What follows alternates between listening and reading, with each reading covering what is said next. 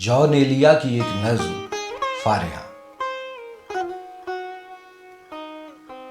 फारेहा नगारीना, तुमने मुझको लिखा है, मेरे खत जला दीजिए। मुझको फिक्र रहती है, आप इन्हें गंवा दीजिए। आपका कोई साथी देख ले तो क्या होगा, देखिए मैं कहती हूं ये बहुत बुरा होगा।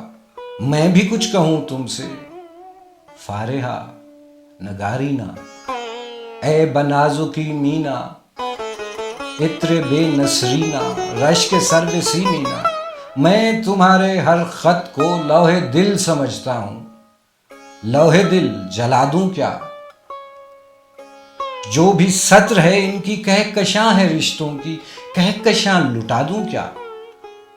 है सवाद बीनाई इनका जो भी नुक्ता है, मैं उसे गंवा दूं क्या? जो भी हर्फ है इनका नक्शे जां है जानाना, नक्शे जां मिटा दूं क्या?